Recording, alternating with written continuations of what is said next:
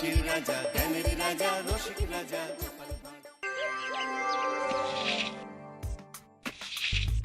যেদিকে তাকাচ্ছি সেদিকটাই পুরো শ্মশান।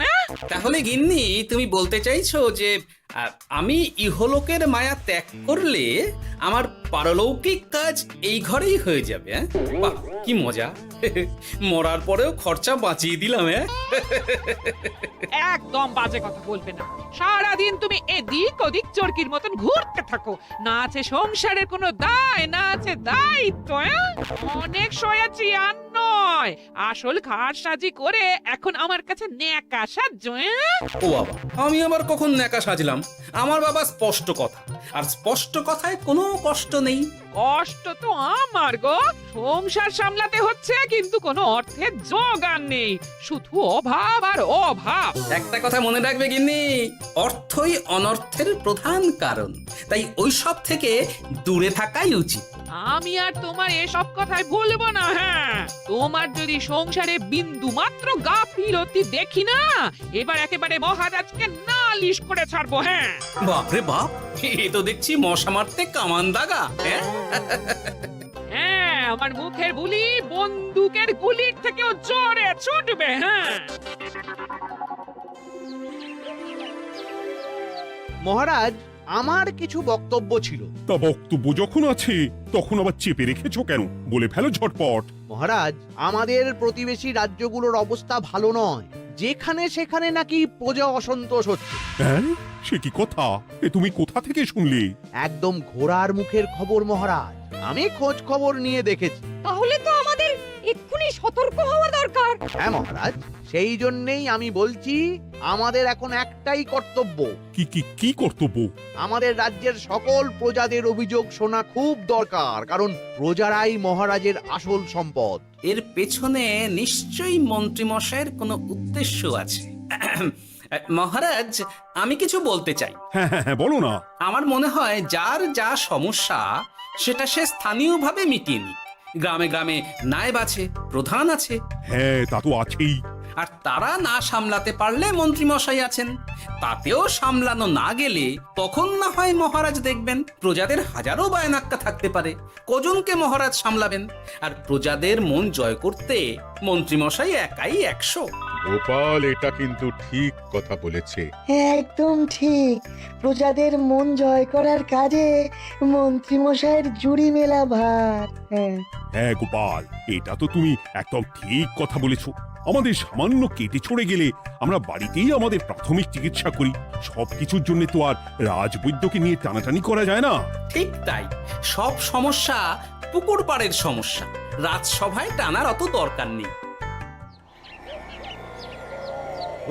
কত সূক্ষ্ম পরিকল্পনা করেছিলাম। ভেবেছিলাম মহারাজের কাছ থেকে প্রজাদের কিছু পাইয়ে দিয়ে লাভের গুড় খাবো, কিন্তু কিন্তু গোপাল সে গুড়ে বালি ঢেলে দিল।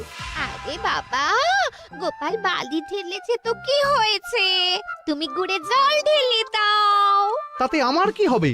গুড়ে জল ঢাললে তো মিষ্টি শরবত হয়, তাতে পেপাসাও মেটে, মনও ভরে। সাব্বাস, তুমি আমার মাথায় করে দিলে বুদ্ধির চাষ। যা একটা বুদ্ধি এসেছে না, কি বলবো গিন্নি।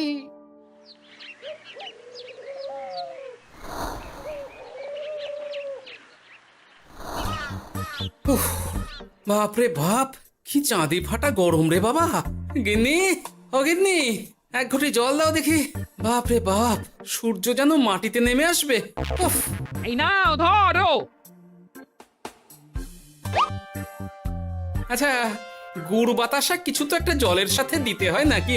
উফ, যেমন যোগান থাকবে তেমনই পাবে। এতেই শৈলে শান্তি, না হলে ভোগান্তি, বুঝে নাও।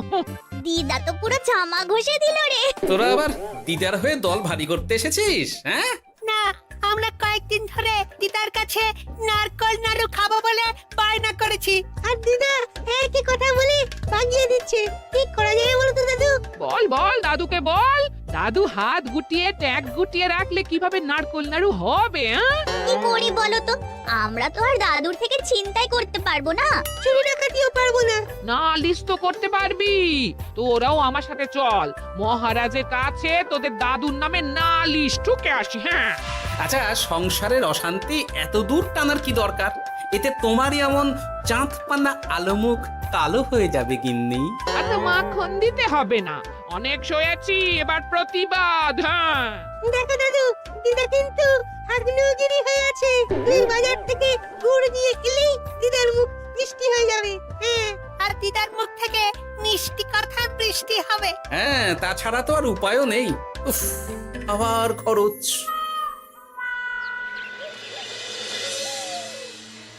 শোন কটা কোনো বেফাস কথা বলবি না। আমি যেমন যেমন শিখিয়েছি তুই ঠিক তেমন তেমন বলবি। হ্যাঁ মন্ত্রী মশাই, আপনি তো আমাদের মা বাপ, আপনি আমাদের শিক্ষা গুরু। ব্যবসা করলে লোকজন একটু এদিক ওদিক করে, আমাদের ওই এদিক ওদিকের মাঝখানে সেই দিকটা চেপে ধরতে হবে। হ্যাঁ, একদম খপ করে। ওই তো গুড়ের আড়তে চলে এসেছি, তাহলে কথাটা আপনি পারুন। এই যে পটলা, বলুন মন্ত্রী মশাই, আমার দোকানে সদল বলে তোর নামে যে একটা বড় অভিযোগ আছে। অভিযোগ আমার নামে? হ্যাঁ, আমার কাছে খবর আছে এবারে নাকি যে গুড়ের যোগান হয়েছে তাতে চিটে গন্ধ আছে। ইয়ে না মানে মানে অত মানে কি করছি? এই বটাঘটা, তোরা একটু খেয়ে পরীক্ষা করে দেখ। রাজ্যবাসীর কথা ভেবে আমাদের তো এটা করতেই হবে। হ্যাঁ দেখছি, ভাই দেখি, একটু গুড় খেয়ে দেখি।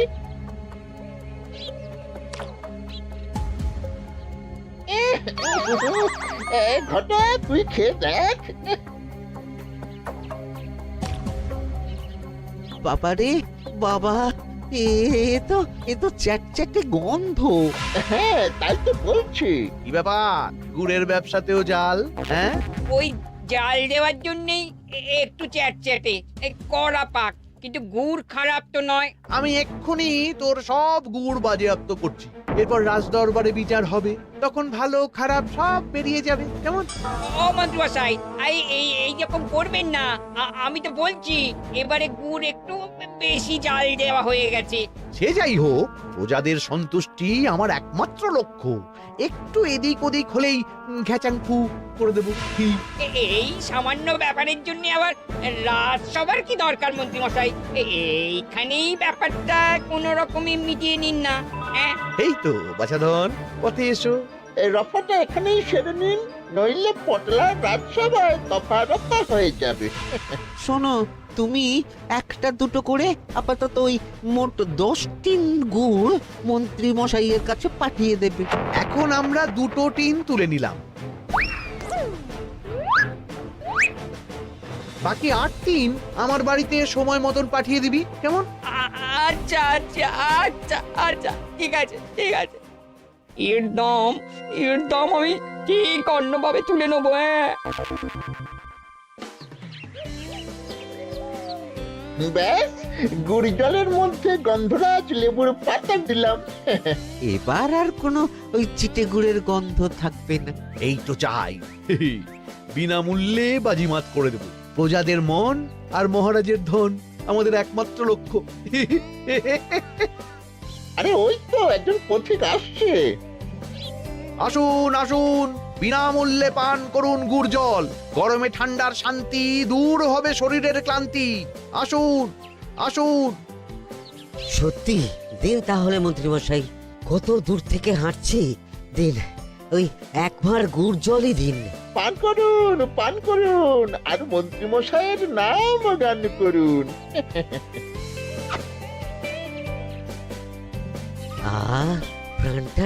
প্রাণটা জুড়িয়ে গেল।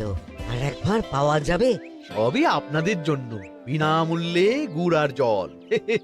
সত্যি মন্ত্রী মশাই, আপনি আমাদের জন্য কত ভাবেন, কত উদার আপনি। আরে গোপাল দাদা যে, এসো এসো। ভাই, গুড় নিতে চলে এলাম। নাতি নাতনিদের বায়না, নারকোল নাড়ু খাবে। নাড়ু মানে নারকেল আর গুড়, আর সেরা গুড় মানে আমার দোকান। তাই তো তোমার দোকানে আসা। গিন্নিকে একেবারে 2 টিন গুড় কিনে দেবো, তাই 1 টিন কত করে দিচ্ছ? কম নয় বেশিও নয়, একদম প্রতি টিন 2 মোহর। বলো কি? আরে হঠাৎ করে এখন দাম বেড়ে গেল কি করে? এই দামই লাগবে, না হলে আমার লোকসান হয়ে যাবে যে। এক ধাক্কায় এত দাম বেড়ে গেল? আরে গুড় কিনতেই তো মাইনের টাকা শেষ হয়ে যাবে মনে হচ্ছে। গুড় না নিলে কিন্তু দিদার মুখ ঝামটা। কি আর করা যাবে, নেই মামার চেয়ে কানা মামাই ভালো। তুমি তুমি আমাকে 1 সের গুড়ই দাও। 2 টিন কিনতে এসে 1 সের? হ্যাঁ, তাই দাও।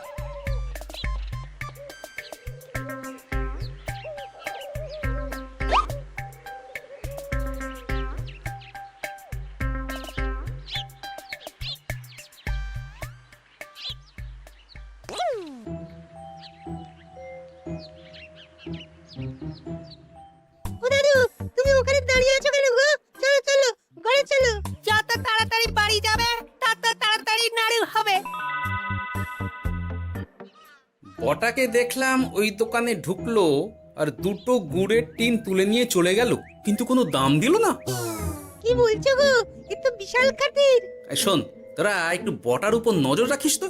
হ্যাঁ, সে তো রাখতেই হবে। বড়টা কাকা তো আমার মন্ত্রী মশাইয়ের ডান হাত বলে কথা।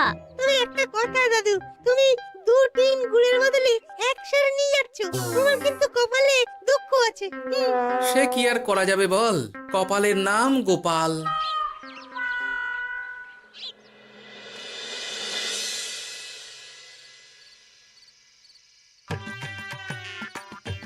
মস্করা পেয়েছো? আশা দেখিয়ে বাতাসা খাওয়াচ্ছ, হ্যাঁ? 1 সের গুড়ে কি হবে, হ্যাঁ? ওই নাতি নাতনির জন্যই নাড়ু বানাতে শেষ, হ্যাঁ?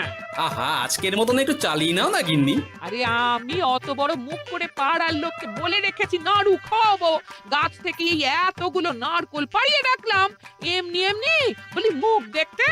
আচ্ছা আচ্ছা, ঠিক আছে ঠিক আছে, কাল বরং রাজবাড়ি থেকে ফেরার সময় মিষ্টি নিয়ে আসবো। কিছু নাড়ু দেবো, কিছু মিষ্টি খাওয়াবো। তাই যেন হয়, নইলে আমার নাক কাটবে আর আমি তোমার। আচ্ছা, থাক থাক থাক।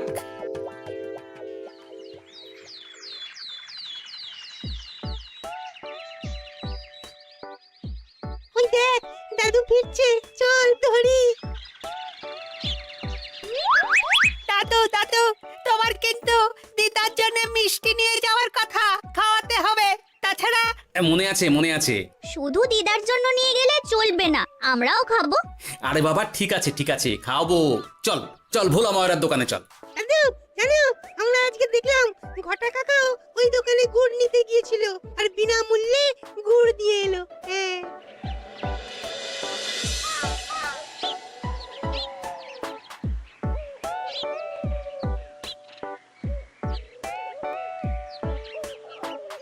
এ কি গো ভোলা, এত তাড়াতাড়ি দোকানের ঝাঁপ ফেলে দিচ্ছ? আর কি করব বলো, দুপুরের দিকেও বেচা কেনা হচ্ছে না। মন্ত্রীমশাই বিনা পয়সায় গুড় আর জল খাওয়ালে কে আর পয়সা খরচা করে মিষ্টি কিনতে আসবে বলো? আচ্ছা, সেই জন্যই বটা গতকাল আড়তদারের কাছ থেকে গুড় তুলে নিয়ে যাচ্ছিল। আমার ষষ্ঠ ইন্দ্রিয় যদি ঠিক কথা বলে, তাহলে ওই আড়তদার পটলা সেই খরচ বাকিদের ওপর চাপাচ্ছে। নইলে গুড়ের এত দাম তো বাড়তে পারে না। কি জ্বালাতনে পড়লাম বলো তো। যাকে, এই ব্যাপারটা আমি দেখছি। আগে তুমি গোটা কত রসগোল্লা দাও তো।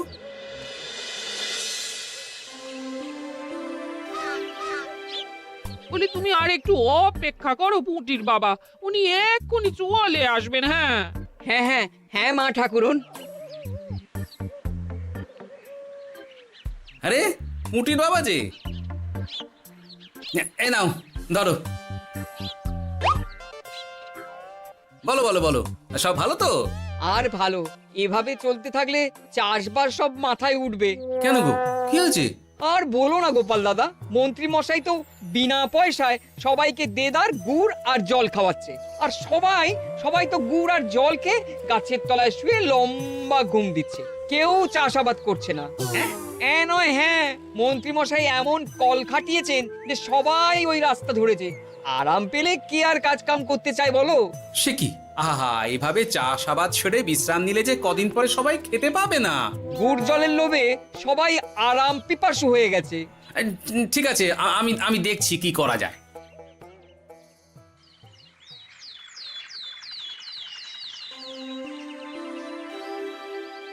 মহারাজ, আমি প্রজাদের মন জয় করার কাজটা ভালো মতোই করে ফেলেছি, তবে প্রজাদের দিকে দেখতে গিয়ে আমার অবস্থা একেবারে খাস্তা গজা হয়ে যাচ্ছে মহারাজ। কেন কেন কেন?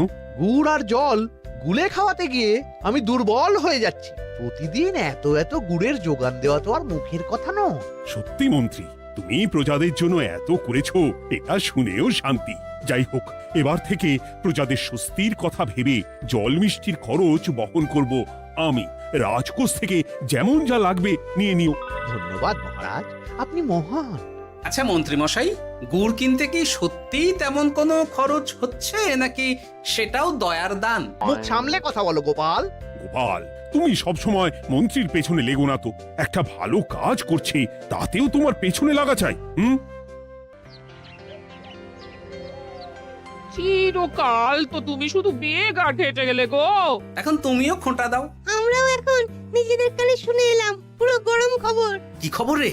বটা কাকা আর ঘটা কাকা গুড়ের টিন নিতে নিতেই আড়তদার শুনিয়ে দেয় 10 টিন গুড়ের হিসেব মিটে গেল। বটা কাকা বলে, আগের বার তো মন্ত্রী মশাই চিটে গন্ধের কথা বলেছিল, এবার যদি বিনামূল্যে গুড় না পাই তাহলে ওই ধোঁয়া গন্ধ দিয়ে চেপে ধরবে। হ্যাঁ বাবা, এ তো পুরো হুমকি দিয়ে আর ক্ষমতার অপব্যবহার করে কাজ হাসিল হচ্ছে রে। এবার তুমি কি করবে দাদু? না, আমি ঠিক করে নিয়েছি এবার আমি কি করব। আমাকে এখন বেরোতে হবে। এই এখন তুমি আবার কোথায় যাবে এই ভর দুপুরে? আমি পুণ্য অর্জন করার চেষ্টায় যাচ্ছি গিন্নি। এতে আমার কি? কথাতেই তো আছে, পতির পুণ্যে সতীর পুণ্য।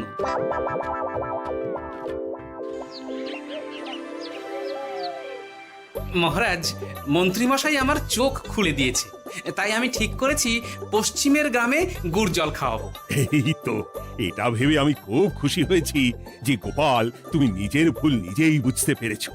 কিন্তু তার জন্য এবার মহারাজ আপনার সাহায্য চাই। কিরকম সাহায্য? যেহেতু এই রকম আগে হয়নি, তাই মহারাজ আপনিও আমার সঙ্গে থাকবেন। গুড় কেনা থেকে শরবত দেওয়া সবটাই আপনার সামনেই হবে। তবে তারও একটা শর্ত আছে মহারাজ। আবার কি শর্ত? ছদ্মবেশ ধারণ করতে হবে, ব্যবসায়ীর ছদ্মবেশ।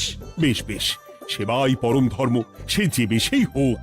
তাহলে আজ বিকেলে গুড় কেনা দিয়েই শুরু হোক যাত্রা।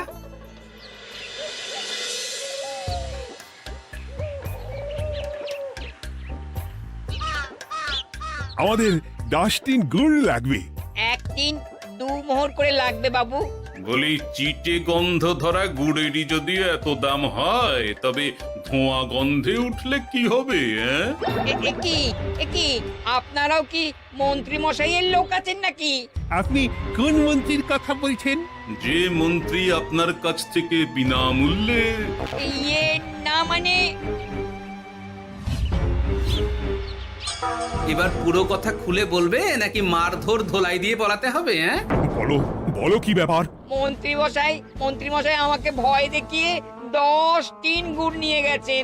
এরপরে যদি আপনারাও আমাকে ভয় দেখান আর গুড় তুলে নিয়ে চলে যান, তাহলে আমাকে ব্যবসা তুলে দিয়ে চলে যেতে হবে।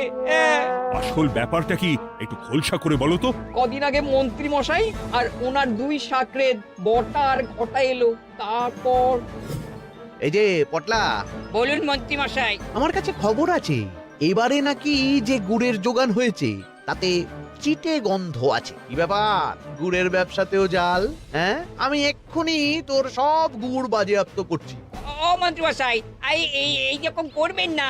শোনো, তুমি 1-2 করে আপাতত ওই মোট 10 টিন গুড় মন্ত্রী মশাইয়ের কাছে পাঠিয়ে দেবে। এবার আপনি বলুন, আমি সাধারণ ব্যবসায়ী হয়ে রাজ্যের মন্ত্রীর বিরুদ্ধে কিভাবে লড়বো, কি করব? আচ্ছা, এই ব্যাপার। তোমাকে কোথাও যেতে হবে না, আর মন্ত্রীকে বিনা পয়সায় গুড়ও দিতে হবে না। দেখলেন তো মহারাজ, মন্ত্রী মশাইয়ের ভালো মানুষের মুখোশের আড়ালে কোন মুখ লুকিয়ে আছে। সত্যি গোপাল, তুমি আমার চোখ খুলে দিয়েছো। চলো তো মন্ত্রীর গুড় জল কেন্দ্রে চল। ওই দেখুন মহারাজ, চাষি ভাইরা কেমন আরামে ঘুমোচ্ছে, মন্ত্রী মশাইয়ের থেকে বিনামূল্যে গুড় জল খাচ্ছে আর ঘুমোচ্ছে। তাই তো দেখছি। এরকম চলতে থাকলে তো রাজ্য একেবারে রসাতলে যাবে। চলুন চলুন। সত্যি দারুণ মন্ত্রী মশাই, আর একবার দিন না। আমার এটা যত চাই তত পাই প্রকল্প। নিন না নিন, শুধু বিশ্রাম করুন। আমাকেও দিন, এত দূর থেকে হাঁটছি। ওহ, হ্যাঁ আমাকেও দিন। নিন না নিন।